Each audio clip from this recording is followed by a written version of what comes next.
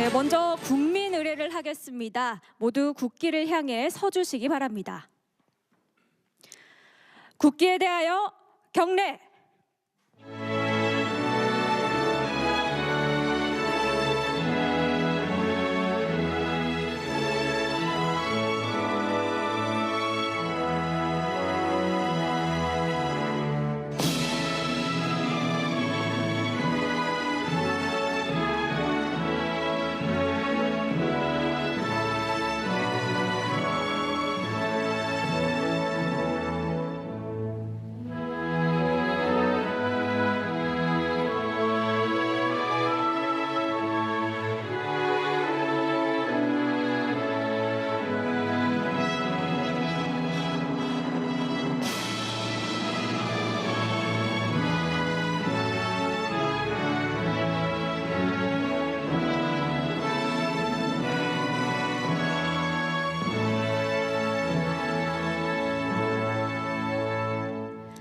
바로 모두 자리에 앉아주시기 바랍니다.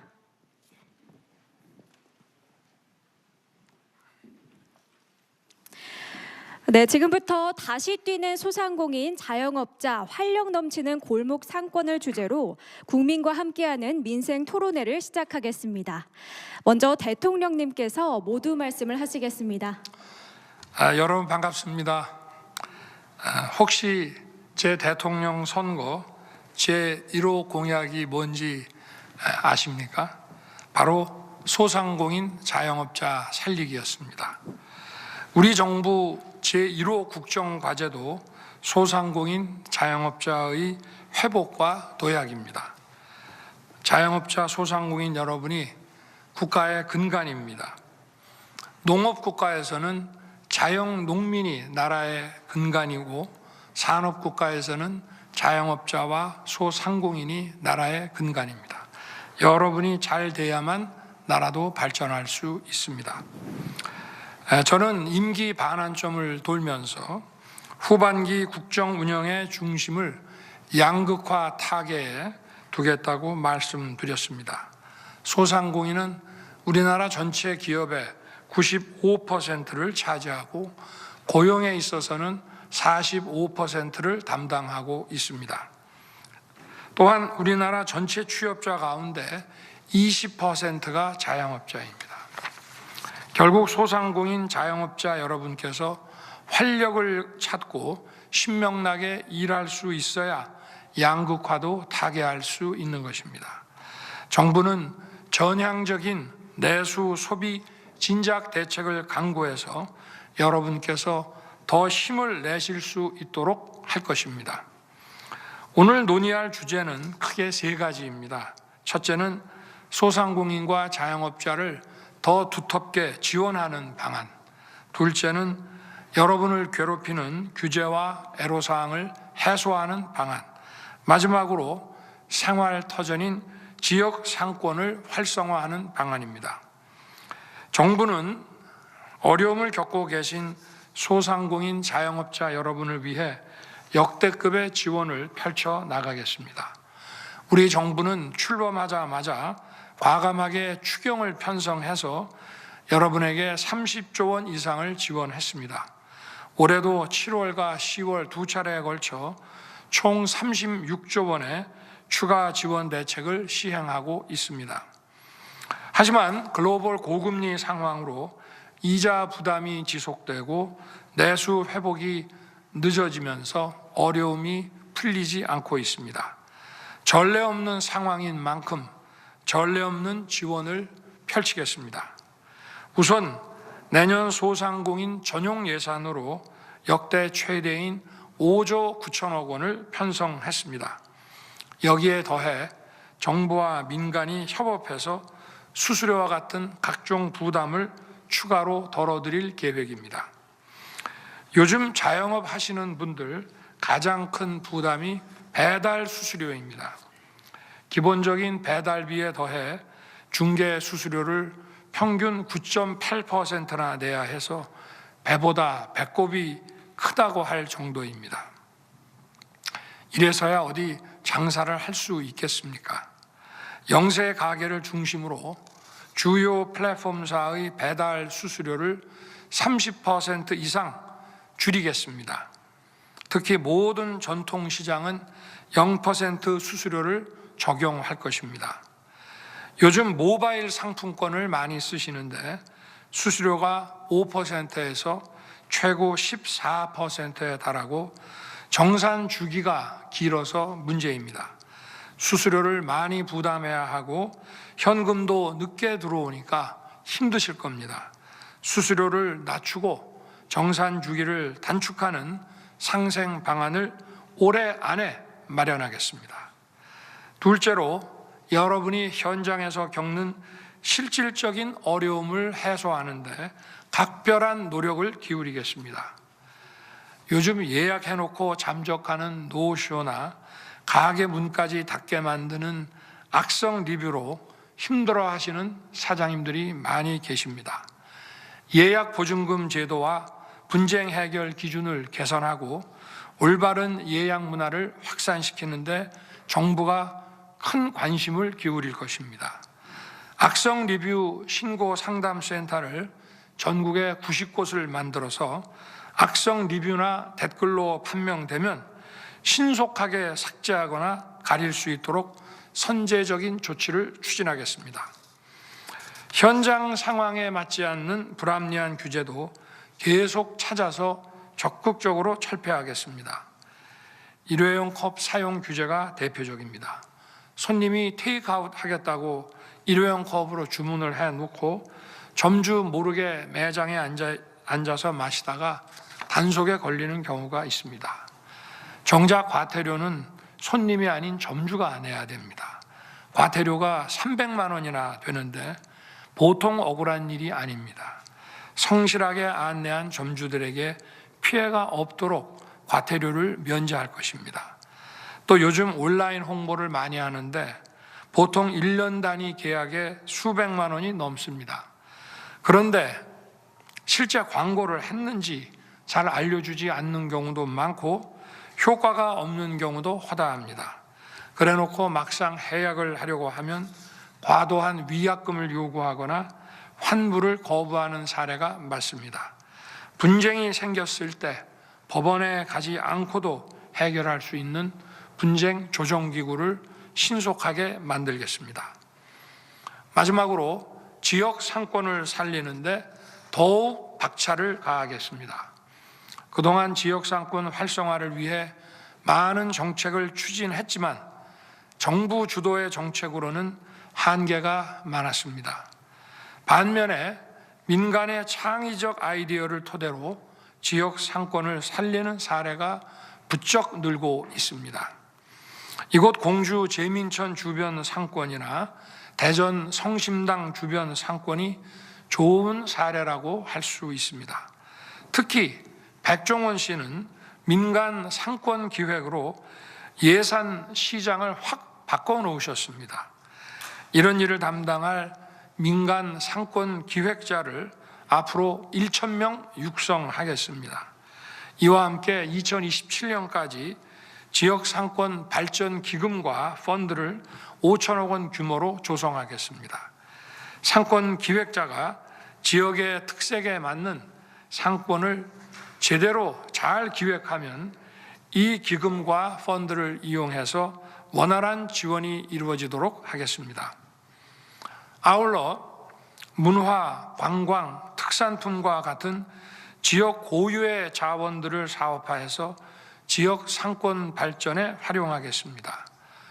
프랑스에서는 소상공인들의 아이디어를 사업화하는 지역 제작소가 지역 발전 모델로 떠오르고 있습니다. 지역 제작소를 벤치마킹한 지역 창작 공간을 전국에 한 10여 곳 만들겠습니다. 또 주거생활 복합시설인 지역 활력타운을 조성해서 상권, 주거, 생활이 연계된 새로운 형태의 지역 상권을 만들겠습니다. 그런데 인구 감소 지역들은 애당초 상점이 별로 없어서 지원 요건조차 못 갖추는 경우가 많습니다. 상권 지정 요건을 현실에 맞게 완화해서 정책의 혜택을 모든 지역이 공평하게 누릴 수 있도록 하겠습니다.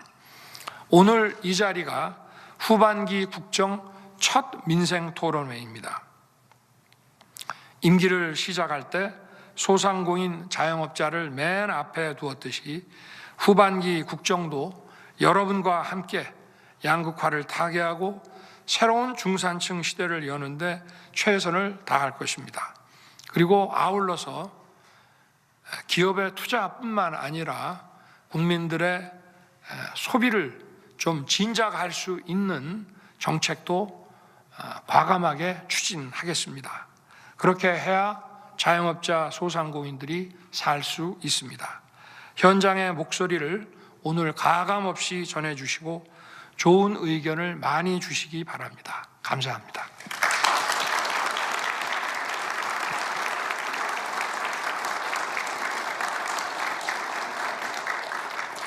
네, 대통령님 말씀 감사합니다. 오늘 토론 진행 방식에 대해서 설명을 드리겠습니다. 각 주제별로 참석하신 국민 여러분의 의견을 듣고 관계기관의 답변을 듣는 방식으로 진행하겠습니다. 각 주제별로 발언을 원하시는 분께서는 손을 들어주시면 되겠고요. 제가 발언 기회를 드리면 간단한 자기소개 후에 의견을 말씀해 주시면 감사하겠습니다. 자, 그럼 첫 번째 토론 주제는요. 두터운 소상공인 지원으로 온기 회복입니다. 서민 경제의 근간인 소상공인은 골목 상권과 민생 경제에 활력을 불어넣는 중추적인 역할을 하고 있죠. 소상공인이 살아야 우리 경제와 민생이 살아날 수 있습니다. 따뜻한 온기를 불어넣는 두터운 소상공인 지원에 대한 이번 주제와 관련해서 말씀을 해주실 분 계시면 손을 들어주시면 되겠습니다. 네, 첫 번째로 손을 들어주셨는데요. 회색 자켓 입으신 여성분 말씀 들어보겠습니다. 공주에서 농업회사 법인 대표 안연욱입니다. 저는 떡과 연잎밥을 만드는 사람입니다. 2008년부터 사업을 이어오면서 처음에는 정부 지원금인 중소기업청에서 자금을 대출받아 업체 운영에 조금이나마 보탬이 됐었습니다. 그러나 코로나를 겪으면서 매출은 60% 이상 떨어지고 코로나가 끝나면 좀 더 나아지려나 했지만 사업은 점점 더 어려워지고 경기도 더 나빠져서 솔직히 어떤 때는 숨쉬기가 어렵습니다. 코로나 때 정부 지원, 금융 지원으로 소상공인 대출과 식구들 이름으로 받은 것이 3억이 넘었으며 만기가 도래했고 갚아야 하지만 너무나 어려운 상황이고 다시 매출이 회복될 때까지만이라도 조금씩 오랫동안 갚으면 연체로 이어지지는 않으리라 생각이 됩니다. 오르는 것은 인건비, 전기료. 네, 180만 원 내던 것이 지금은 250만 원을 내는 실정입니다. 전기요금을 제때 낼 수도 없습니다. 사람 구하기는 또 너무나 힘이 들고 인건비 부담이 또한 큽니다. 특히 며칠 전에 금리가 내렸다고 하지만 우리 소상공인들이 체감하기에는 역부족입니다. 기존에 있는 대출 이자를 겨우겨우 갚고 있을 뿐입니다. 원금을 갚을 것은 할 수도 없고 지금 하루하루 버티는 것이 소상공인 우리들의 힘겨운 일상입니다. 자금이 필요해서 대출하려 해도 1차 금융권에서는 말을 꺼낼 수도 없습니다. 그나마 2차 금융권에서 숨통을 틔워주곤 했었는데 코로나가 지난 지금은 1금융권이나 2금융권에 단돈 100만 원도 더 이상 꿀 수가 없습니다. 사업하는 사람들은 어떻게든 연체를 하지 않으려 하다못해 개인 보험을 대출 받아가며 연체를 막느라 노력하고 있습니다. 금융권에서 염려하는 것도 알지만 담보권 대출이라도 올려줬으면 하는 바람입니다. 그러다 보니 우리는 어쩔 수 없이 이자율이 높은 캐피탈이나 카드론을 쓸 수밖에 없습니다. 지금 그렇게 하고 있고요. 그것으로 우리의 신용은 또 바닥을 칩니다. 이렇게 어려운 우리 소상공인들의 금융 부담이 완화될 수 있도록 권해드립니다. 고맙습니다.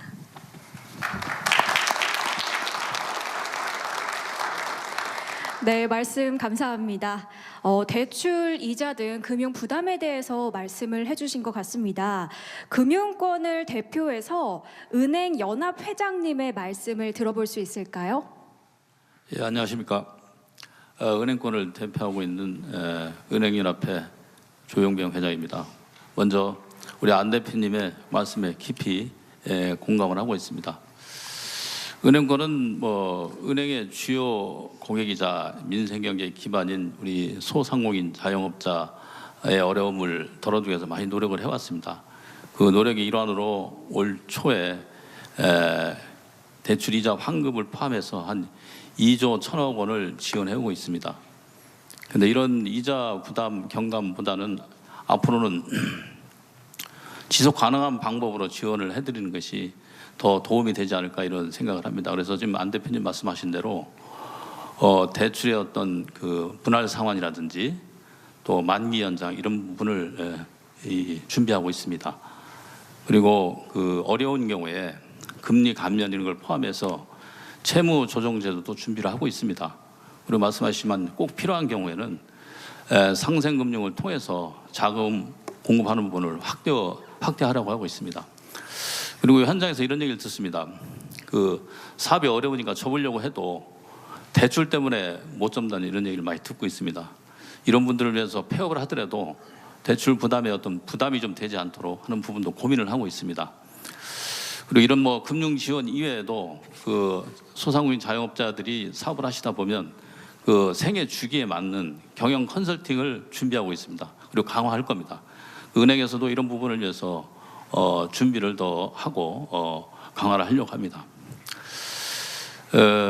마지막으로 오늘 이렇게 저도 현장에 나왔지만 대통령님께서 현장에서 이렇게 민생 경제를 챙기는 걸 보니 많은 책임감을 느끼면서 금융권도 더욱 분발해서 감독 당국하고 협의를 해가지고 더 좋은 방법을 찾아가도록 하겠습니다. 감사합니다. 네. 회장님 말씀 감사합니다. 오늘 이 자리에 금융위원장님께서도 나와 계신데요. 한 말씀 부탁드려도 될까요? 예, 금융위원회 위원장 김병환입니다. 오늘 대표님 말씀 잘 들었습니다. 대표님만의 문제는 아니고 모든 소상공인 자영업자분들이 겪는 어려움이라고 생각을 합니다. 통계적으로 보면 코로나19 이후에 자영업자 부채, 자영업자 소상공인 부채가 한 380조가 늘어서 1100조 정도 됩니다. 그게 공교롭게도 국가 부채의 규모와 증가 속도가 좀 비슷하다는, 그거는 결국 그만큼 빠르게 늘고 그만큼 부담이 크다라는 면입니다. 그래서 그 대통령께서 앞서 모두 말씀에서 하셨지만 그 첫 국정과제로 또 첫 추경으로 재원을 조달해서 새 출발 기금이라는 걸 지금 한 40조 원 목표로 지금 했고요. 연합회장님 말씀 주셨습니다만 1조 5천억 은행에서 이자 환급, 그리고 재정에서 한 3천억 정도 부담을 해서 이자 환급한 조치들도 하고 있습니다. 하고 있는데 여전히 어렵다는 걸 잘 알고 있습니다. 알고 있고 특히 그 성실하게 이자를 어렵고 내시는 분들에 대해서 그 금융권의 지원이라는 부분이 좀 부족하지 않나 그렇게 생각을 해서 은행하고 같이 협의를 해서 장기로 분할 상환을 한다든지 그 이자를 조금 부담을 든다든지 이런 부분은 협의를 해서 저기 가겠습니다. 그리고 그것이 은행 측면에서 봤을 때도 결국 그것이 부실이 현실화되면 결국 은행의 손해이기 때문에 은행의 리스크를 줄이는 측면에서도 서로가 윈윈할 수 있는 방안이 될 거라고 저희는 생각을 하고 이번 달 안에 협의를 최대한 빨리 해서 구체적인 방안을 내고 다음 해 내년에는 집행이 될 수 있도록 그렇게 준비를 하겠습니다. 그리고 또 하나 그 컨설팅 부분, 지금 중기부에 중심으로 해가지고 정부도 그 컨설팅 사업을 하고 있습니다만 금융회사들도 많은 그 자체적으로 하고 있습니다. 그래서 그 기능도 확대를 하고 또 업무적으로 은행들이 소상공인을 도와드릴 수 있는 부분이 더 있는지를 한번 찾아보고 제도적으로 좀 확대하는 부분도 같이 검토하겠습니다. 하여튼 열심히 도와드리고 지원해드리겠습니다. 감사합니다.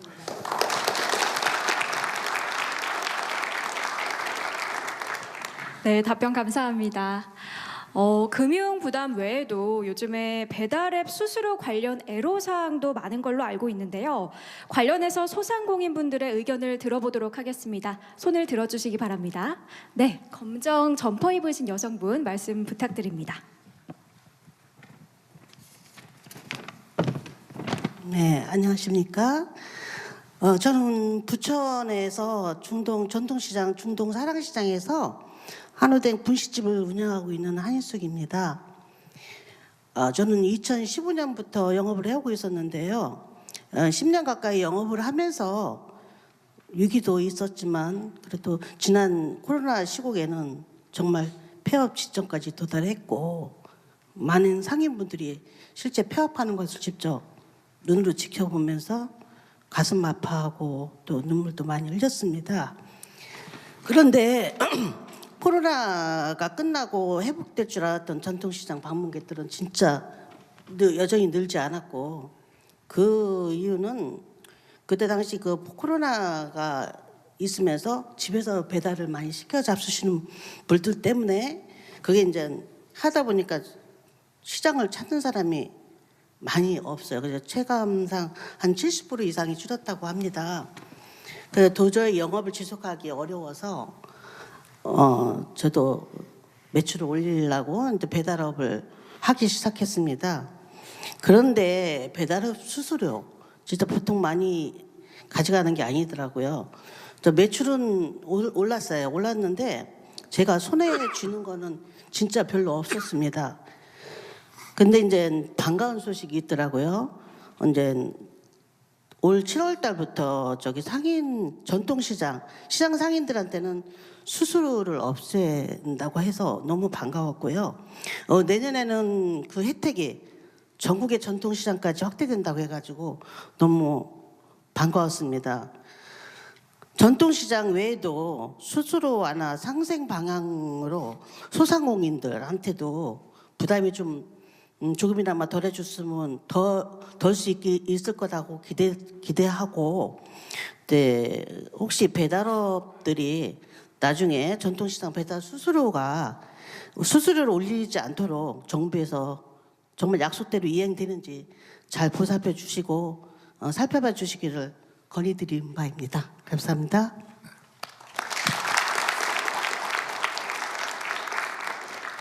네, 말씀 감사합니다. 소상공인분들의 여타 수수료 부담에 대해서 한 분 더 말씀을 들어보면 좋을 것 같은데요. 혹시 말씀 나눠주실 분 계신가요? 네, 군청색 점퍼 입으신 남성분 말씀 들어보겠습니다. 예, 안녕하십니까. 저는 경상북도 소상공인연합회 회장이자 BHC 경주 동천점을 운영하는 이상윤입니다. 먼저 대통령께 이 좋은 자리를 만들어 주셔서 감사 말씀드립니다. 저는 그 모바일 상품권에 대해서 잠깐 말씀드리고자 합니다. 그 예전에는 저희 치킨을 구매하실 때는 손님들이 대다수가 이제 카드를 많이 사용하고 일부가 현금을 사용했습니다. 그런데 최근에는 이 현금이 거의 없어졌습니다. 없어지고 이제 그것을 모바일 상품권로 대체하고 있습니다.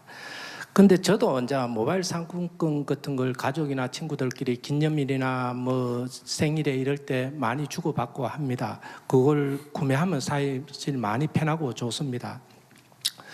근데 제가 저 소비자 입장 때와 달리 제가 가맹점 입장에서 모바일 상품권을 볼 때 너무나 무섭습니다. 사실은 저 신용카드를 비교하면 신용카드는 수수료가 하고 정산 주기도 우리 모바일 상품권 너무 깁니다. 예를 들어 저희 매장에서 연매출은 한 5억 정도인데 영세 소상공인의 혜택을 받아 카드 수수료는 1.25% 정도 내고 있습니다. 그런데 모바일 상품권은 제가 부담하는 수수료가 보통 7.35%에서 한 11% 정도 내고 있습니다. 뭐 예를 들어 10,000원을 팔면 735원에서 1,100원을 내고 있는 실정입니다. 저희 같은 매장에서는 보통 그 영업이익률이 한 10% 내외 정도 수수료를 내고 있는데 이게 사실상 11% 내면 마이너스입니다. 그래서 이걸 영업사원한테 제가 한번 물어봤습니다. 11% 마이너스인데 어떻게 영업을 하느냐? 그 영업사원이 하는 말이 뭐냐 하면 그 한 가지만 보지 말고 전체를 봐라. 매장에서 너가 술도 팔고 이러면 거기서는 좀 더 마진이 좋지 않느냐. 이런 식으로 답변을 받은 적이 있습니다. 그래 우리 지금 정부에서 우리 이런 민관 협의체를 통해 가지고 이 수수료와 긴 정상 기간을 해결하기 위해서 노력해 주신다고 하시는데 이것을 부디 좀 잘 해결해 주셔 가지고 우리 소상공인들한테 힘이 되도록 잘 해 주셨으면 고맙겠습니다. 고맙습니다.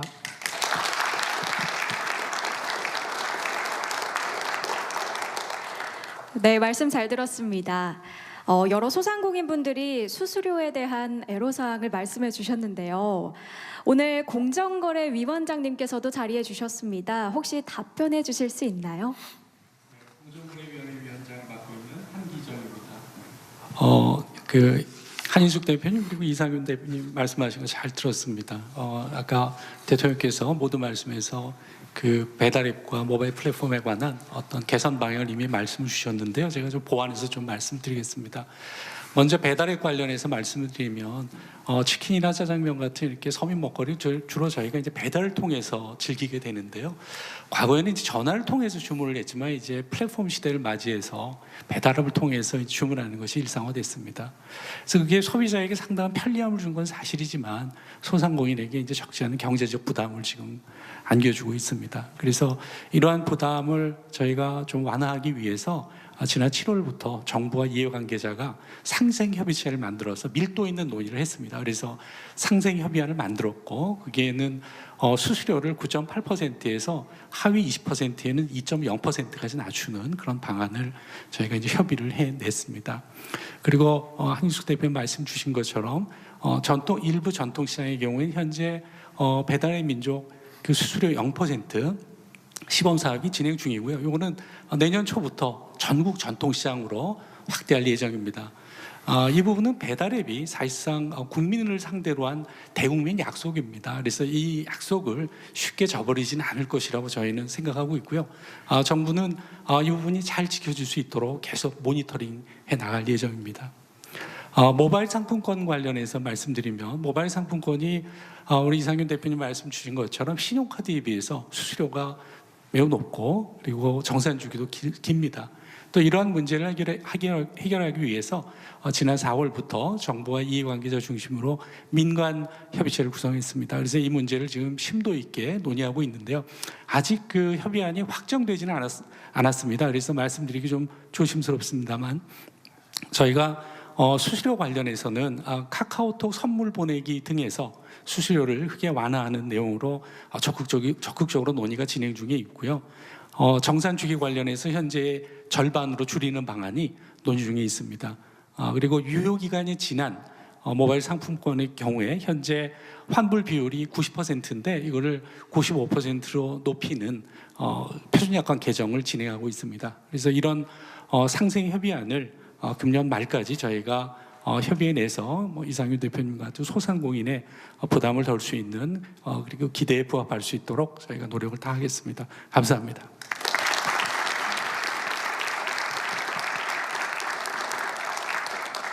네, 위원장님 말씀 감사합니다.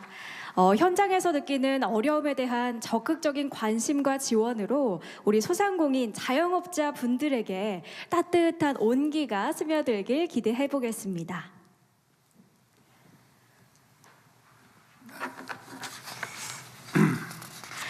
자, 그럼 이제 두 번째 주제로 넘어가 보도록 하겠습니다. 두 번째 토론 주제는요, 소상공인 생업 4대 피해 구제 강화입니다. 소상공인분들이 생업에서 겪는 다양한 피해 사례들이 있을 것 같은데요. 첫 번째로 말씀해 주실 분은 손을 들어주시기 바랍니다. 네, 검정 자켓 입으신 여성분 말씀 부탁드립니다. 안녕하세요. 저는 세종시에서 카페 이스페 프랜차이즈를 하고 있는 허정이라고 합니다. 저는 커피 프랜차이즈 운영 경험을 살려서 저만의 개인 브랜드로 6년 전부터 지금 운영을 하고 있고요. 따뜻한 사랑과 신뢰로 고객님들께 다가가고자 열심히 성장하고 있습니다. 저는 매장에서 일회용컵 규제에 대해서 이제 사용금지 규제에 대해서 말씀을 좀 드리고자 하는데요. 일회용 플라스틱 컵을 지금 부득이하게 카페에서는 많이 사용을 할 수밖에 없는 현실입니다. 근데 이제 고객님들께도 환경 차원에서 직원들과 함께 이제 일회용 컵을 취식은 안 된다라는 말씀을 많이 이제 홍보도 하고 광고도 하고 이렇게 말씀을 드리는데 고객님들께서는 가끔씩 잠깐 이따가 나갈 건데 불편하다 아니면 금방 나갈 테니까 달라 이렇게 요청을 하시는 경우가 종종 있습니다. 근데 직원들하고 저희가 이제 충분히 설명을 드리는데도 거기에 부분에 납득을 하시고 흔쾌히 이제 그렇게 해주시는 분들도 계시고 이제 언쟁이 발생이 되는 경우도 종종 있거든요. 근데 그럴 때는 저희는 이제 양해에 죄송하다는 말씀밖에 드릴 수 없는 현실이 지금 있는데요. 특히 손님이 테이크아웃 주문하고 일회용 컵에 저희가 이제 제공을 해드리면 나가시는 척 하시면서 이제 앉으시는 경우가 종종 있어요. 근데 그럴 경우에는 저희는 이제 계속 가서 이제 퇴장 요청을 드리지만 부득이하게 또 기다려 드려야 되는 경우도 있거든요. 그럴 때는 불안한 마음으로 고객님께서 퇴장을 하실 때까지 이제 기다려 드릴 수밖에 없는 현실이 왜냐하면 과태료에 대한 이제 부가적인 면이 있기 때문에 그런 불안함을 가지고 영업을 하고 있는 게 현실이거든요. 그래서 충분히 이제 그 업주들은 이제 고객님들께 이제 설명을 드리고 말씀을 드렸는데도 귀책 사유가 저희가 아닌데도 불구하고 저희한테 이제 과태료 부과가 된다는 점을 알고 있기 때문에 상당히 조금 영업을 하면서도 불안한 면도 있기 때문에 이런 점을 좀 정부 차원에서 그런 규정안을 이제 좀 마련해 주셔서 저희가 안전하게 이제 저희 귀책이 아닌 경우로 과태료가 부과되지 않는 그런 거를 좀 개선해 주시길 요청드립니다. 감사합니다.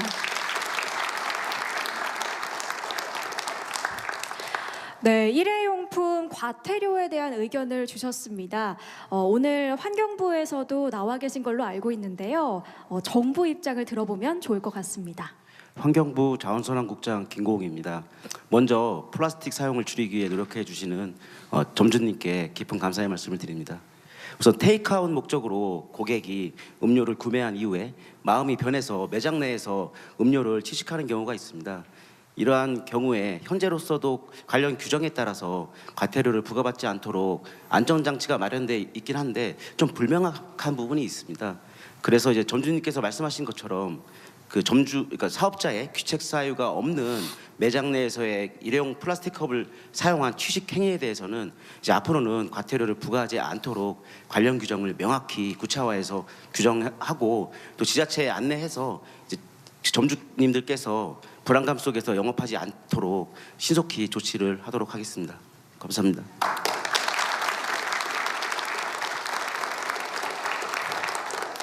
네, 말씀 감사합니다. 혹시 또 다른 피해 사례에 대해 말씀해 주실 분 계신가요? 네, 검정 자켓 입으신 여성분 말씀 들어보도록 하겠습니다. 네, 안녕하세요. 저는 인천에서 햄버거 가게를 운영하고 있는 최은영입니다.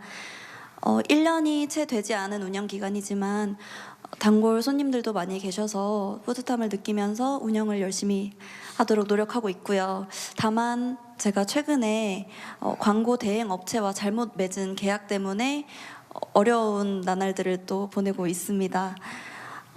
그 내용은 한 달에 88,000원씩 그것도 정부 지원권이라면서 할인을 해주는 88,000원의 금액으로 할인을 해주는 프로그램인데 88,000원씩인데 5년치를 선납해야 된다고 528만 원을 선납하도록 유도를 했습니다. 그 즉시 제가 이상함을 느끼고 해지 요청을 했으나 위약금 53만 원이 발생한다고 통보를 받았고요. 그에 대해서 어떻게 해야 될지 고민을 하던 중에 그 업체에서 먼저 3개월을 계약 유지를 하면 3개월 뒤에는 계약 해지 시에 위약금 없이 해지를 하도록 도와주겠다라고 하셔서 3개월을 유지를 했습니다. 그러나 실제로 해지를 하도록 요청을 했을 때 답변을 받은 거는 120만 원만 돌려받을 수 있다라고 답변을 받았어요. 나머지 부분에 대해서는 온갖 비용을 이제 붙여서 제가 이용하지 않은 서비스도 붙여서 저에게 요구를 한 겁니다.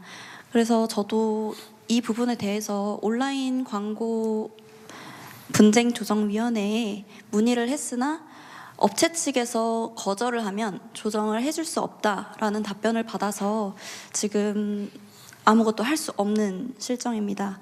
저 같은 청년도 이렇게 쉽게 당하는데 온라인이라는 것에 잘 모르시는 고령층의 자영업자분들, 그분들은 더 쉬운 타깃이 될 거라고 생각이 됩니다. 그래서 이 부분에 대해서 정부 차원에서 어떤 해결 방안을 마련해 주실 것을 건의드립니다. 감사합니다.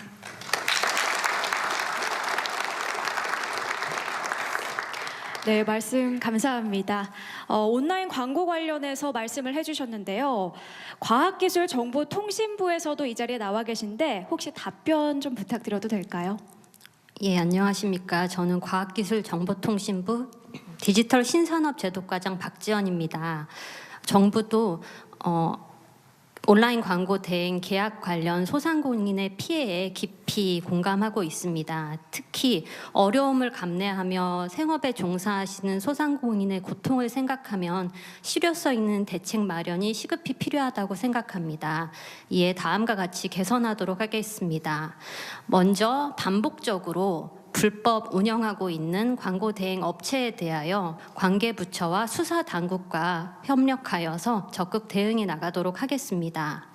한편 이미 피해를 입으신 소상공인을 빠르게 구제할 수 있도록 현재 운영 중인 온라인 광고 분쟁 조정위원회의 조정 효력을 강화하도록 하겠습니다.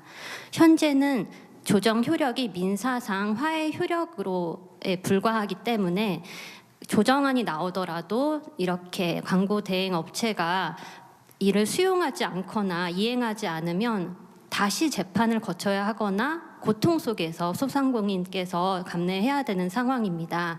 그래서 이러한 조정 효력을 재판상 화해 효력으로 강화할 수 있도록 관계 법령에 지금 운영 중인 조정위원회의 법적 근거를 마련하여 그 조정안을 광고 대행 업체에서 수용하여 이행할 수 있도록 하겠습니다. 마지막으로 이러한 피해가 발생하지 않도록 예방하도록 하겠습니다.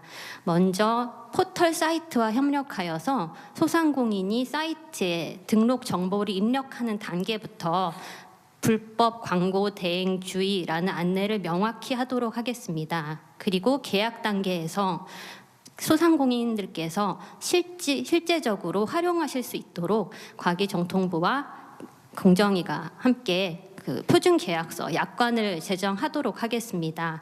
그리고 끝으로 분쟁 조정 사례집을 발간하여서 이런 피해 사례를 소상공인이 인지하고 미리 사전에 예방할 수 있도록 하겠습니다. 예, 감사합니다.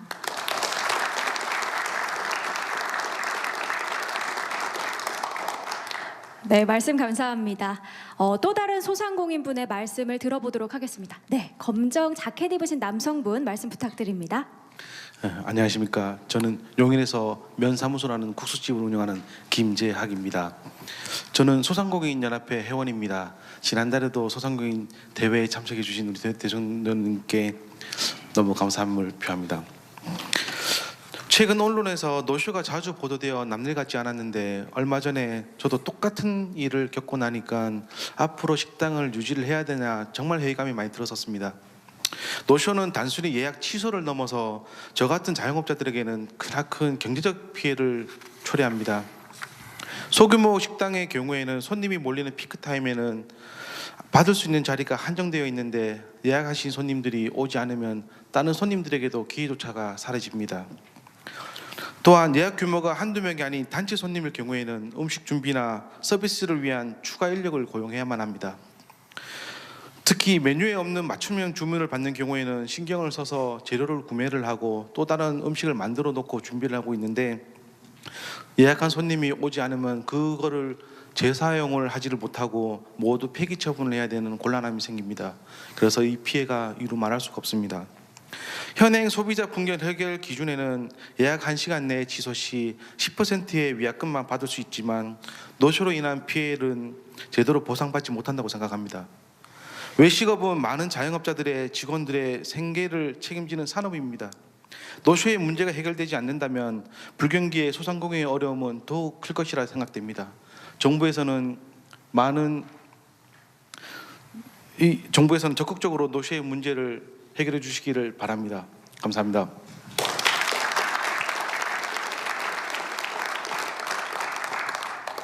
네, 말씀 감사합니다. 계속해서 문제가 되고 있는 노쇼에 대해서 말씀을 해주셨는데요. 이에 대한 공정위의 입장을 들어보면 좋을 것 같습니다. 안녕하십니까. 공정거래위원회 소비자거래정책과 문미향 서기관입니다. 소비자 분쟁 해결 기준을 담당하고 있습니다. 제가 업무를 담당하면서 노쇼에 대한 민원을 많이 받았습니다. 가령 노쇼로 인한 피해가 발생됐는데 이걸 보상받을 방법이 있느냐, 아니면 피해 보상도 필요 없고 노쇼를 한 소비자를 처벌할 방법이 있느냐, 이런 항의성 민원 전화가 많았기에 자영업자의 애로사항에 깊이 공감하고 있습니다. 다양한 분야에서 노쇼가 일어나지만 특히 외식업 분야는 음식의 재활용이나 재판매가 곤란하기 때문에 이로 인한 피해가 더욱 크다고 생각됩니다. 정상적으로 판매할 경우 발생할 수 있는 수익을 포기하는 것 외에도 음식 준비에 들어간 인건비나 재료비 등 추가적인 손실이 발생하므로 이중으로 피해가 발생하는 구조이기 때문입니다. 정부에서는 노쇼 문제를 해결하기 위해 지난 2018년 소비자 분쟁 해결 기준에 처음 도입하였습니다. 그러나 식당 예약이 일반화되고 있고 다양한 외식업종 운영 방식이 등장하는 등 시내적 상황이 많이 변화되어 김재학 대표님이 말씀하신 것처럼 예약 시간 1시간 이후 예약 취소 시만 위약금이 발생하는 현행의 기준은 노쇼 문제를 해결하기에 어렵다고 인식하고 있습니다. 그래서 정부는 외식 시장에서 노쇼에 대한 실태 조사를 실시하여 이에 대한 개선 방안을 마련할 계획입니다. 소비자 및 사업자 설문 등을 통해 각 음식 업종별로 노쇼로 판별하는 기준이나 실제 노쇼에 대한 대응 방식, 예약 보증금 수준 등에 대하여 조사를 할 것이고요. 조사 결과를 토대로 현실에 맞도록 위약금 기준을 상향하거나 예약 전용 식당 등 음식 업종 특성을 반영한 위약금 부과 기준 추가 등 개선 방안을 강구하도록 하겠습니다. 감사합니다.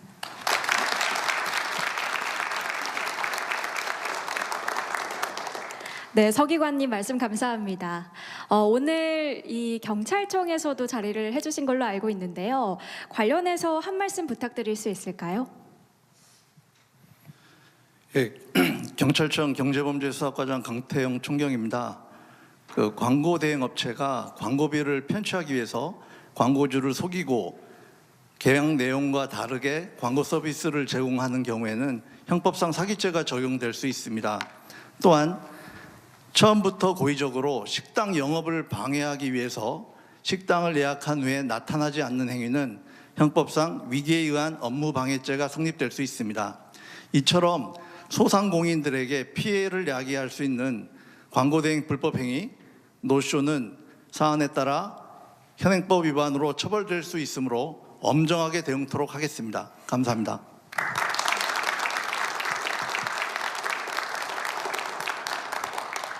네, 말씀 감사합니다. 마지막으로 소상공인분 한 분의 말씀을 더 들어보면 좋을 것 같습니다. 네, 군청색 자켓 입으신 남성분 말씀 부탁드립니다. 안녕하십니까. 용인에서 돈가스 가게를 운영하고 있는 김봉기라고 합니다. 대표님 반갑습니다. 저도 소상공인연합회 회원으로서 도움 많이 받고 있습니다. 제가 오늘 말씀드릴 주제는 바로 악성 리뷰입니다. 여기 계신 분들도 배달의 민족에서 주문할 때 리뷰 이벤트 보시고 주문하지 않습니까? 리뷰 보시고 리뷰 잘 나온다, 이벤트 괜찮다, 그 후기가 너무 좋다고 하면 주문하듯이 저희 소상공인들에게 정말 이 후기, 리뷰는 정말 중요한 겁니다. 이 악성 리뷰 하나 달리면 소상공인들이 죽어나갑니다. 실제로 문을 닫습니다. 배달해서 식당에 가지고 맛없어서 문 닫는 사례는 많이 없을 걸로 생각합니다. 다만 그 후기, 잘못된 악성 리뷰, 댓글, 무분별한 그런 욕 그런 것 때문에 문을 많이 닫습니다. 실제로 저는 돈가스 가게를 운영하면서 실제 사례입니다. 돈가스를 5개를 시켰어요. 5개를 시켰는데 그중 하나가 이물질이 나왔다고 합니다. 그러면 하나만 환불해드리고 사과를 드리면 되는데 고객은 기분이 나빠서 5개를 다 환불 요구합니다. 그럼 저희가 또 해드려야 됩니다. 안 해주면 리뷰를 악성 리뷰를 달아버려요. 만약 그러면 그거 고객 보면 그날 문 닫아야 돼요. 돈가스 가게. 또 하나 사례가 있습니다. 악성 리뷰를 달면 저희가 먼저 전화를 합니다. 전화를 해가지고 먼저 사과를 드립니다. 사과를 드리고 어떻게 하면 좋을까요? 고객은 하나같이 말씀을 해요. 일단은 환불해라. 그리고 다시 또 보내달라. 그러면 그렇게 해야 됩니다. 그렇게 수용을 안 하면 역시나 리뷰를 너무 심하게 달아버려요. 그럼 또 리뷰 달면 며칠간 갑니다. 그런 식으로 계속 악순환이 계속 돌고 돌아서 결국 문을 닫게 됩니다. 배달 수수료 뭐 이런 것들은 워낙 이슈화가 많이 됐지만 이런 리뷰, 정말 이 리뷰 하나로 저희 소상공인들이 너무나 힘들고 진짜 죽어나가고 있습니다. 대통령님 꼭 우리 악성 리뷰, 무분별한 그런 리뷰 댓글 꼭 도움 부탁드리겠습니다. 감사합니다.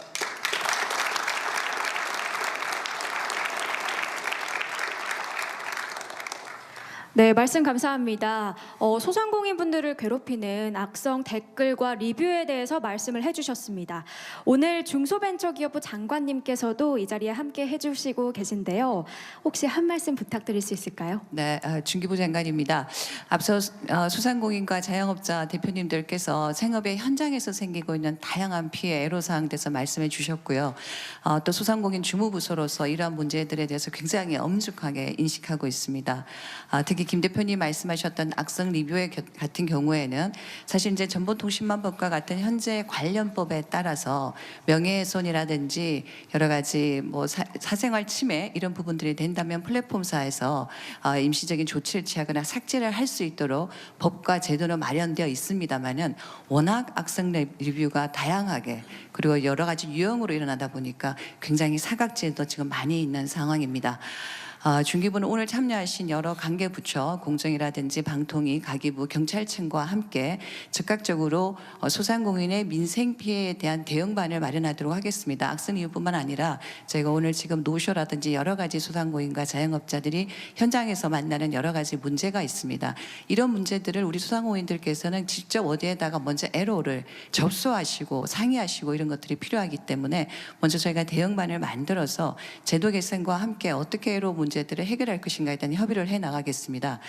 중기부는 사실 지방에 13개 지방청이 있고 77개의 소상공인진흥공단에서 하는 현장의 센터가 있습니다. 이 센터를 중심으로 지금도 소상공인의 여러 문제에 대한 원스톱 플랫폼이 있습니다만은 이 부분에 대해서 민생 피해 부분에 대해서 현장애로 접수센터를 저희가 먼저 만들고 그 접수센터를 통해서 애로를 접수하고 또 경찰청이라든지 관련 부서에 저희가 빠르게 손쉽게 해결될 수 있도록 연결해드리는 촉매제 역할을 해서 가능한 빠른 시간 내에 이런 부분들에 대한 소상공인들의 현장의 목소리 들어서 뭔가 체감할 수 있는 것들을 만들어내도록 노력을 하도록 하겠습니다. 저도 매달 한 번씩 우문훈답 소상공인 정책협의체를 지금 여러 소상공인분들과 함께 개최를 하고 있습니다. 이 협의체를 통해서도 현장의 목소리를 듣겠습니다. 저는 기본적으로 소상공인들에 대한 여러 배려와 그리고 존중의 문화가 확산될 때 노쇼나 악성 리뷰가 없어지지 않을까 그런 문화의 문제도 있다고 생각을 합니다. 우리 소공련과 함께 관련 협단체와 함께 권리상정 같은 것들을 만들어서 전 국민적으로 사회적으로 이 문제를 좀 더 이슈화하고 다 함께 바꿔갈 수 있도록 노력하는데 중기부가 앞장서도록 하겠습니다. 감사합니다.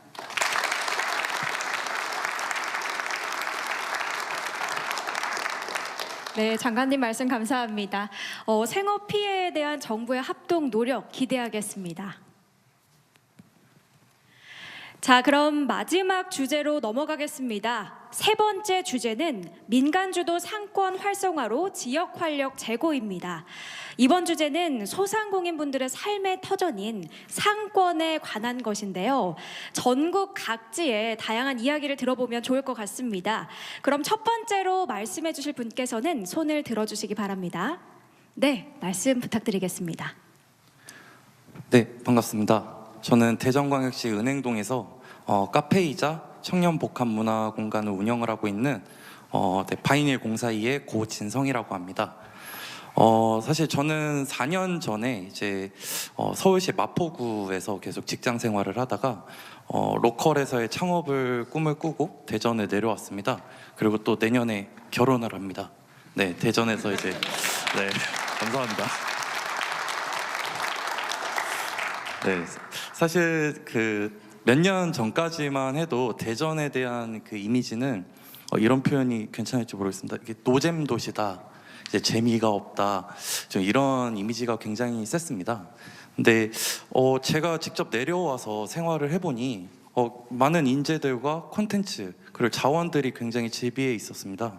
그래서 저는 그 활용을 어떻게 해볼까 해서 이제 중기부에서 이제 로컬 크리에이터 지원 사업과 그리고 로컬 리더 기업으로 좀 선정이 되어서 이 자원들을 섞어서 우리 마을과 우리 공동체를 알리는 역할을 계속 지금까지 해오고 있습니다.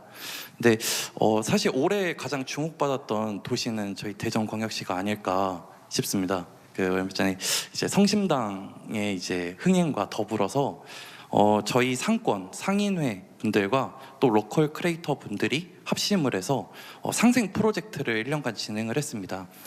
실제로 성심당 빵을 보관해주는 보관소, 그리고 또 성심당 당일 영수증을 갖고 오시는 분들에게는 10%에서 20% 할인을 제공을 해드리고, 또 저희 공간 같은 경우에는 카페를 지원을 하지만 카페를 이제 공간을 운영을 하지만 성심당 빵 외부 음식을 반입하게끔 하고 접시와 포크 나이프를 제공해드리는 서비스를 제공을 했습니다.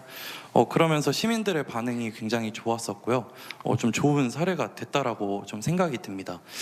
다만 좀 걱정이 되는 부분은 과거에 있었던 젠틀리피케이션 현상이라든지 아니면 이제 이 프로젝트, 이 좋은 사례들을 지속 가능성 어떻게 하면 지속을 할 수 있을까에 대한 고민, 이런 부분이 참 걱정이 됩니다.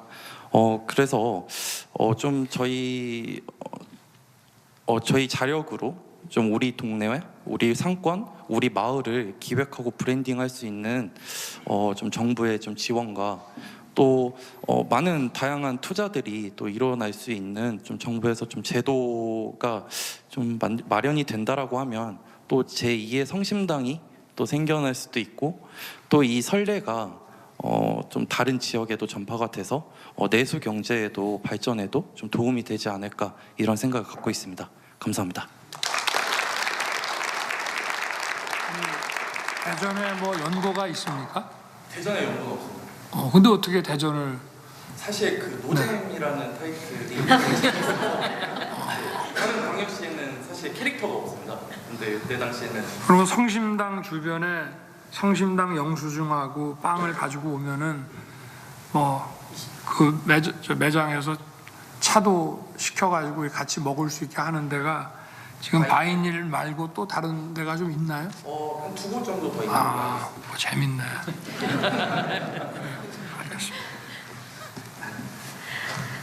네, 꿀잼 도시 대전에 대한 이야기를 나눠주신 것 같습니다. 네. 자, 이번에는 다른 지역의 이야기도 들어보면 좋을 것 같은데요. 혹시 말씀 나눠주실 분? 네, 검정 자켓 입으신 여성분 말씀 부탁드립니다. 안녕하세요. 저는 태백 항지시장 근처에서 세탁소를 운영하고 있는 박선이라고 합니다.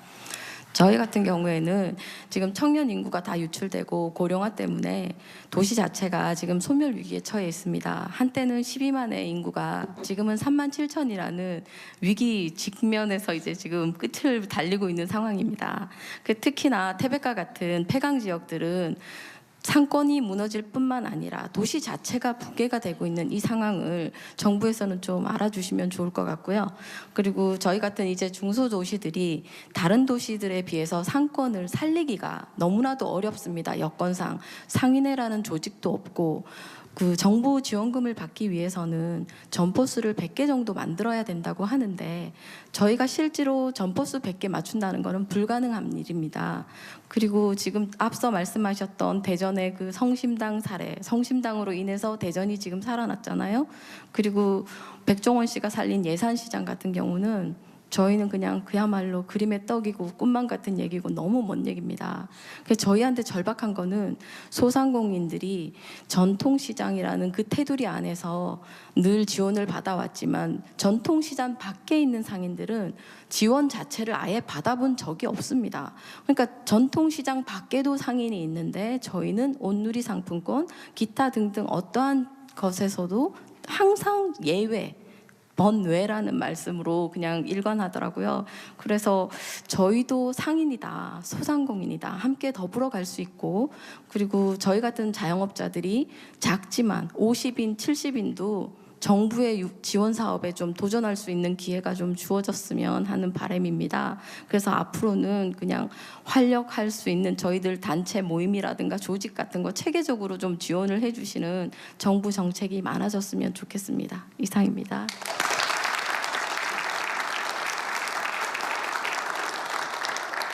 네, 말씀 감사합니다. 뜨고 있는 곳과 아직 활성화가 되지 않은 곳의 생생한 이야기를 잘 들어봤습니다. 중소벤처기업부의 입장을 들어보면 좋을 것 같습니다. 네, 중소벤처기업부 소상공인 정책국장 이대건입니다. 두 분 대표님 말씀 잘 들었습니다. 쇠퇴해가는 원도심 상권과 새롭게 뜨는 상권 모두 정부의 지원이 필요한 상황입니다. 중기부는 상권의 특성에 따라서 맞춤형 지원을 통해서 상권의 양극화 해소에 노력해 나가겠습니다. 먼저 지역의 골목 상권의 경우 온누리 상품권 사용이 가능한 골목형 상점가 지정을 확대하고 골목 상권들이 스스로 상인회를 조직해서 체계적으로 상권을 키워나갈 수 있도록 골목 상권 전용 프로그램도 마련하도록 하겠습니다. 아울러서 인구 감소 지역의 경우에는 활성화 구역의 지정을 위한 점포수 기준을 현장과 적극적으로 소통해서 지정 요건을 대폭 완화해서 보다 많은 상권들이 혜택을 받을 수 있도록 하겠습니다. 두 번째로 새롭게 뜨고 있는 상권에 대해서도 지속적으로 지원을 강화하겠습니다. 올해 중기부는 민간이 주도해서 상권을 개발하는 글로컬 상권 프로젝트를 신설해서 수원, 전주, 통영 세 곳을 지원하고 있습니다. 내년에도 새로운 상권을 적극적으로 발굴해서 지속적으로 지원하도록 하겠습니다. 또한 상권 기획자, 상권 발전 기금, 상권 투자 조합과 같은 상권을 활성화시킬 수 있는 이러한 3종 세트 도입을 위해서 지역 상권법을 개정하고 라이콘 펀드와 같은 민간의 투자 자금도 적극적으로 유치해서 우리 상인분들께서 보다 수월하게 자금을 지원받고 지역의 상권도 활성화될 수 있도록 최선을 다하겠습니다. 감사합니다.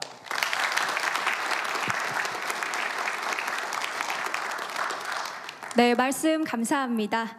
이번에는 전문가이신 모종린 교수님도 이 자리에 나와 계신데요. 의견을 한번 들어보도록 하겠습니다.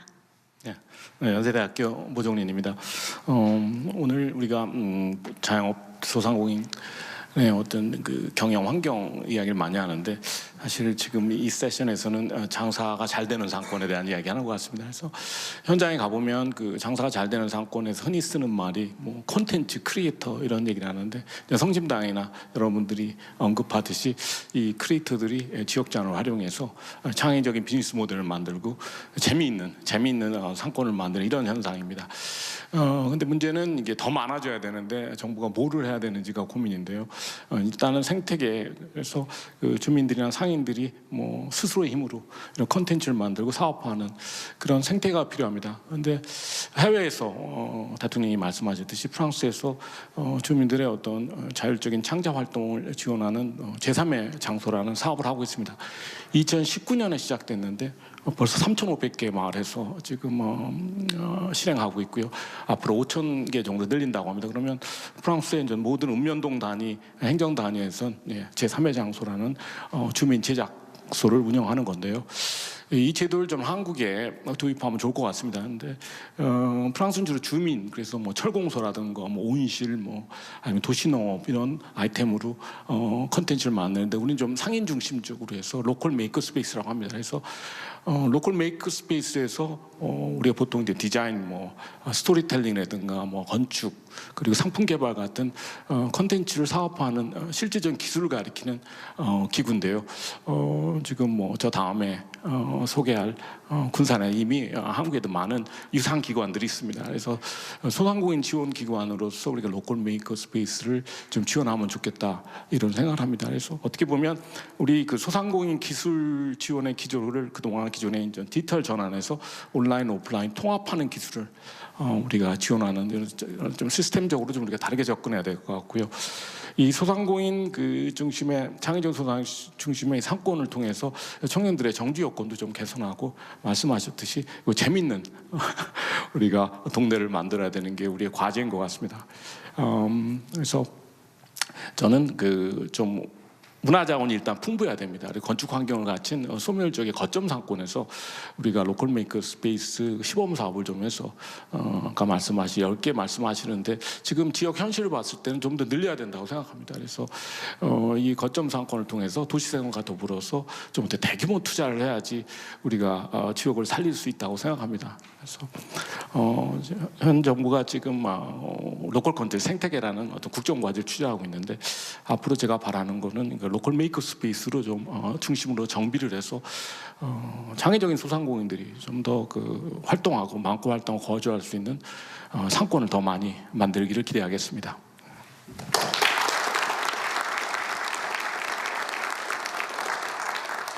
네, 말씀 감사합니다. 지역 소멸 해결과 로컬 생태계에 대해서 좋은 말씀을 또 나눠주셨는데요. 이 부분에 대해서 말씀 나눠주실 소상공인 분이 계신가요? 네. 말씀 부탁드립니다. 네, 안녕하십니까. 저는 군산에서 상권관리회사 주식회사 지방을 운영하고 있는 조권능이라고 합니다. 저 역시 이제 사실 소상공인으로 시작을 했고요. 그렇게 이제 외식업 분야에 한 10여 년 이렇게 운영을 하다가 사실은 지역에서 사실 소상공인으로 살아남는 게 되게 힘들다라는 현실들을 조금 겪게 되면서 결국에 이게 한 명의 어떤 힘 이런 것이 아니라 결국에 우리가 면 단위로서 뭔가 그 동네 브랜드를 구축하지 않으면 사실 지속성을 만들기는 어렵다라는 생각들을 많이 했고요.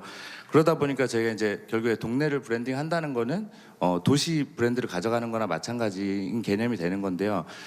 그 과정 속에서 사실 뭔가 가장 중요한 게 뭐냐고 딱 물어보신다면은 사실 그 지역다움인 것 같아요. 그래서 우리 군산은 군산다워야 되고 이곳 공주는 공주다워야 되는 어떤 그런 지점들이 생겨야 된다고 생각을 합니다. 그래야 그 지역이 더욱 매력적이어지고 그 지역의 정체성을 가지고 갈 수 있다라고 생각을 하게 되는데 그 정체성이라는 거를 만드는 것 자체를 저희는 로컬 콘텐츠라고 부르고 있어요. 그래서 그 로컬 콘텐츠를 생산하는 공간으로서의 로컬 메이커 스페이스를 모종윤 교수님께서 말씀해 주셨고, 저희 같은 경우는 군산에서 원래 군산에 이제 역사적으로 보면은 그 양조 산업이 굉장히 성행했었거든요. 그래서 그 술을 만드는 일들을 저희가 이제 양조 문화 메이커 스페이스로 구축을 하고, 그래서 이제 군산에 전통주를 만들었습니다. 그리고 전통주뿐만 아니고 그 술로 만든 목욕탕도 만들고요. 그리고 지역민들과 함께 투어 상품, 외국인 투어 상품도 만들어서 술을 빚어보고 만들어보는 어떤 이런 체험 프로그램도 만들었고요.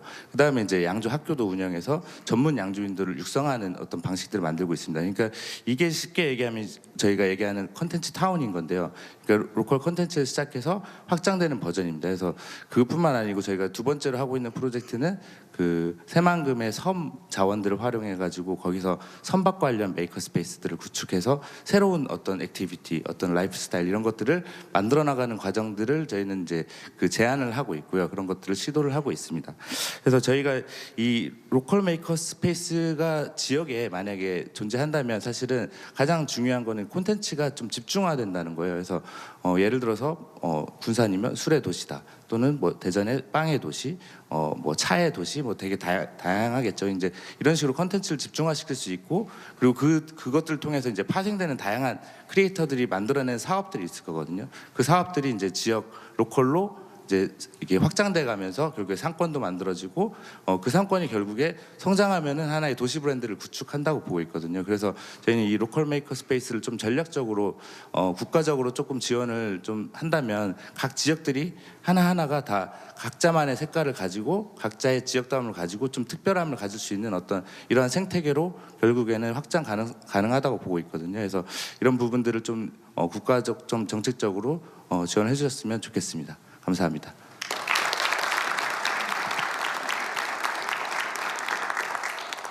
네, 말씀 감사합니다. 지역 상권과 상권을 둘러싼 인프라도 밀접한 관계가 있는 것 같습니다. 오늘 국토부에서도 나와 계신 걸로 알고 있는데요. 혹시 한 말씀 해주실 수 있나요? 네, 안녕하십니까. 저는 국토교통부 지역정책과 김다은 사무관입니다. 저는 앞서 말씀해 주신 것 중 정주 여건과 관련해서 좀 말씀을 드릴 수 있을 것 같습니다. 대표님과 이제 교수님께서 말씀해 주신 대로 지역 상권이 지속적으로 유지되기 위해서는 우수한 정주 여건이 조성되는 것이 필요합니다. 그리고 이와 관련해 국토교통부에서는 중소벤처기업부와 같이 총 8개 부처가 모여 지역에 우수한 정주 여건을 공급하는 지역 활력타운 사업을 진행하고 있습니다. 구체적으로 지역 활력타운 사업은 여러 개 부처가 모여 맞춤형 사업을 지원함으로써 지역의 주거, 체육관, 공원과 같은 인프라와 함께 일자리와 돌봄과 같은 편리한 생활 서비스까지 지원하는 사업입니다. 한 예를 들어 작년에 지역활력타운으로 선정된 한 지역에서는 인근 시장에 창업하는 청년들을 위해 공동주택을 조성하고 또 그 청년들이 이제 창업 교육이나 공유 오피스 용도로 활용할 수 있는 레지던스 플랫폼을 함께 조성하여 로컬 생태계를 구축하는 것을 지원하고 있습니다. 현재 전국적으로 17개 지역이 이렇게 지역활력타운으로 선정이 되어 조성이 되고 있고요. 내년에도 로컬 콘텐츠의 특색을 잘 살릴 수 있는 지역 10개소를 신규로 선정하여 조성할 예정입니다. 앞으로도 이 지역 활력타운이 지역의 이제 직장 그리고 주거, 생활 인프라 간 접근성을 제고하는 데 뒷받침이 될 수 있도록 로컬 메이커 스페이스와 같은 지역 창작 공간과 적극적으로 연계해 나가도록 하겠습니다. 감사합니다.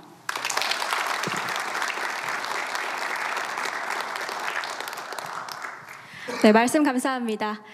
민생 경제를 이끌어가는 소상공인분들의 다양하고 생생한 현장의 이야기를 들어봤습니다. 오늘 기획재정부 1차관님께서도 나와 계신데요. 한 말씀 해주실 수 있나요? 예, 안녕하십니까. 기획재정부 1차관 김범석입니다. 정부는 지난 7월 3일 소상공인 종합대책을 추진해서 나름 성과가 있었다고 보고 있었는데 오늘 이 자리에 와서 소상공인들 말씀을 들어보니 아직 갈 길이 먼 것 같습니다. 오늘 말씀하신 여러 가지 애로사항들에 대해서는 정부가 나름대로 추가 지원 대책을 고민 중이었고 조만간 발표할 예정인데 말씀하신 부분도 포함해서 저희가 지원토록 하겠습니다. 예컨대 아까 은행협회장께서도 말씀하신 성실상환자에 대한 지원 같은 부분도 꼭 은행뿐만 아니라 정부에서도 정책 자금을 통해서 지원할 수 있도록 저희가 방안을 검토 중입니다. 그리고 더 나아가서 이제 오늘 자리에서 느꼈던 거는 역시 우리가 해결해야 될 문제는 현장에 있고 답도 현장에 있는 것 같습니다. 그리고 더 나아가서 아까 로컬 메이커스 포함해서 문제 해결은 정부만으로 할 수는 없는 것 같고 민간과 정부가 한 뜻이 돼서 해결해야 되는 것 같습니다. 좀 더 근본적인 대책에 대해서는 저희가 지금 준비 중인 경제정책 방향을 통해서 소상공인 자영업자에 대한 지원 더 나아가서 양극화 해소에 대한 지원 방안을 저희 마련해서 발표를 하겠습니다. 예, 감사합니다.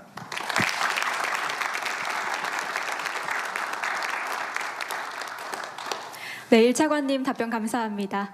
그럼 마지막으로 대통령님 말씀을 들어보도록 하겠습니다.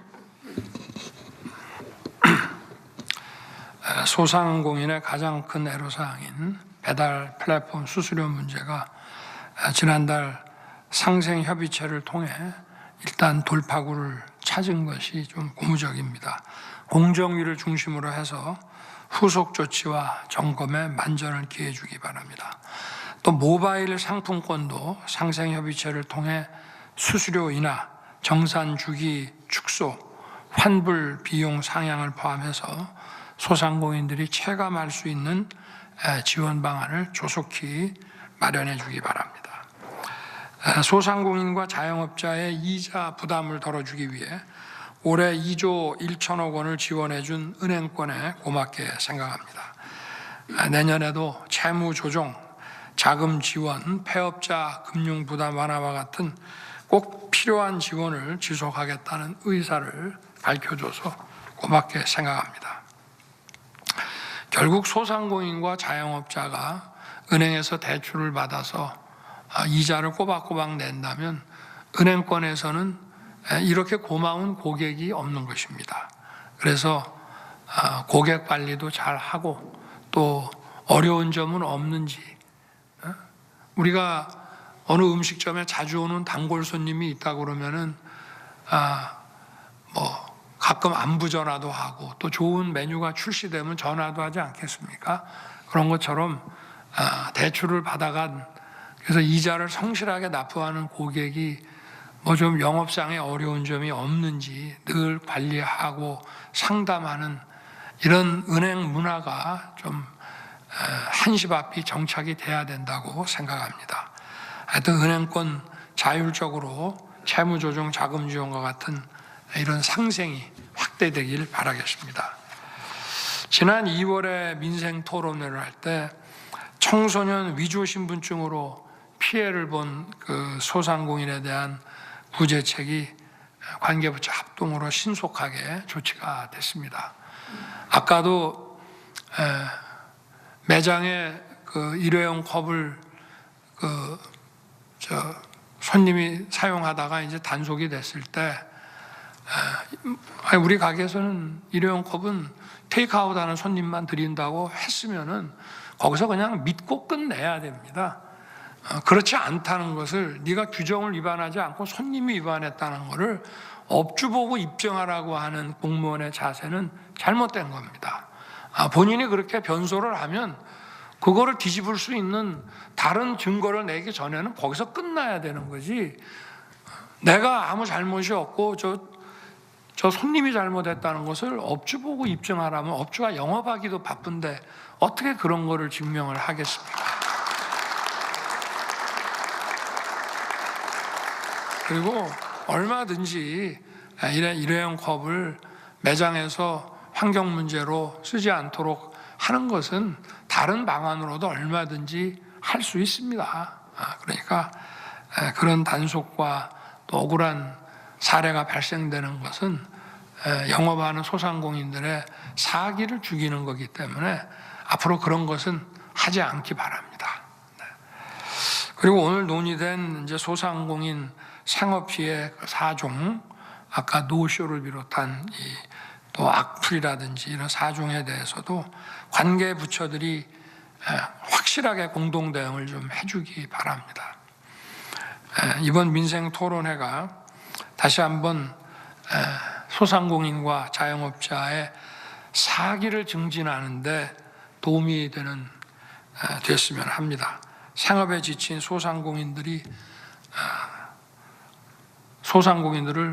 두 번 울리고 또 힘 빠지게 만드는 이런 피해 사례들을 지속적으로 관계기관이 발굴해서 선제적으로 좀 풀어주기 바라겠습니다.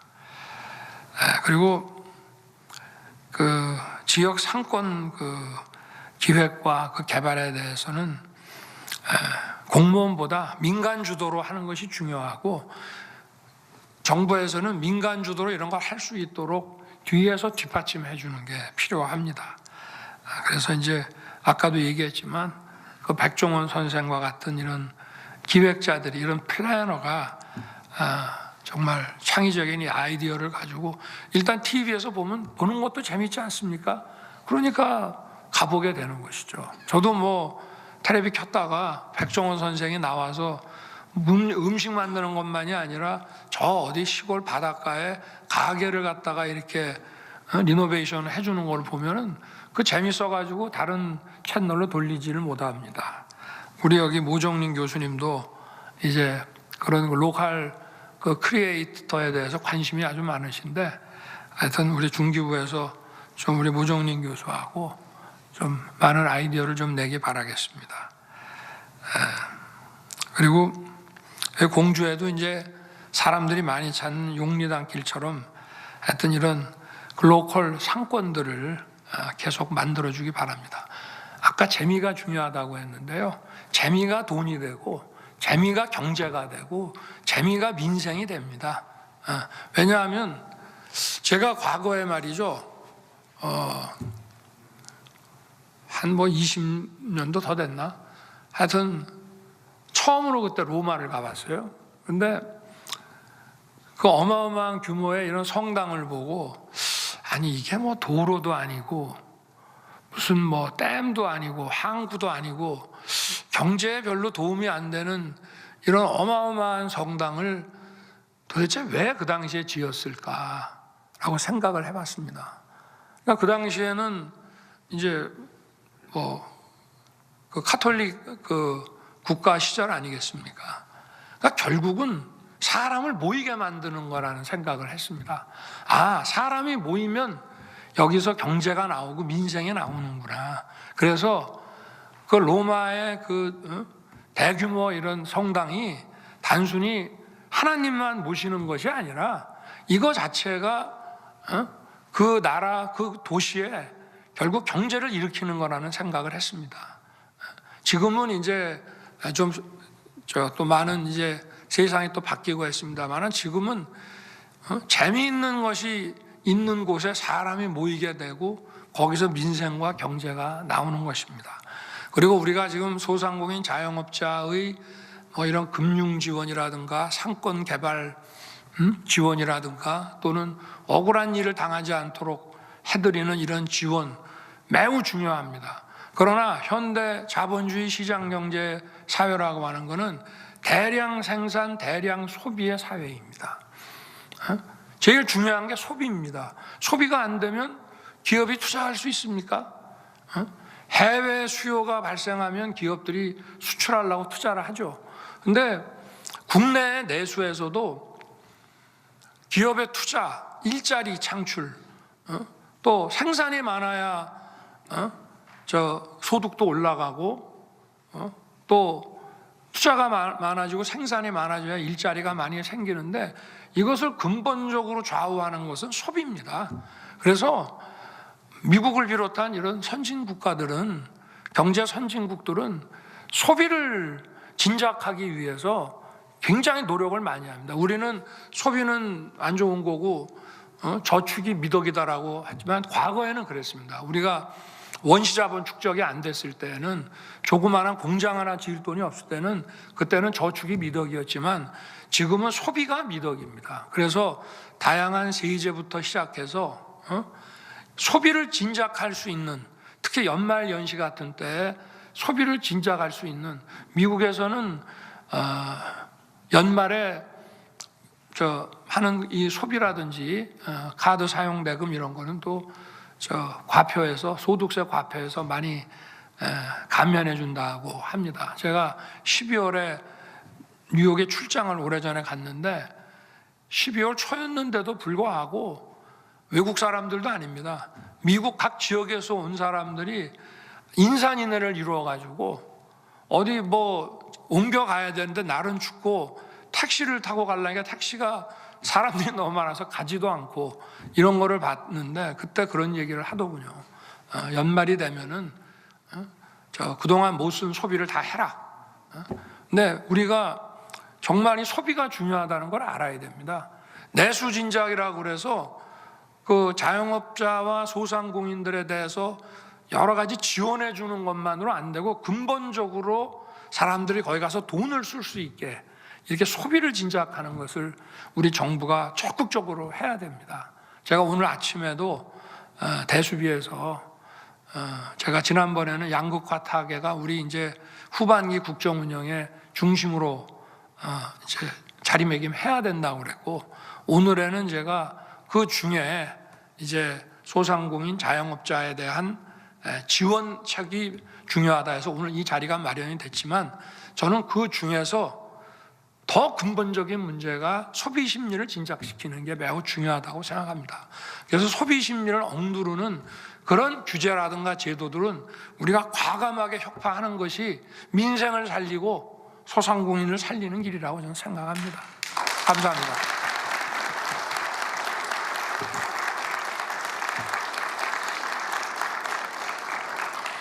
네, 대통령님 말씀 감사합니다. 다시 한번 큰 박수 부탁드리겠습니다.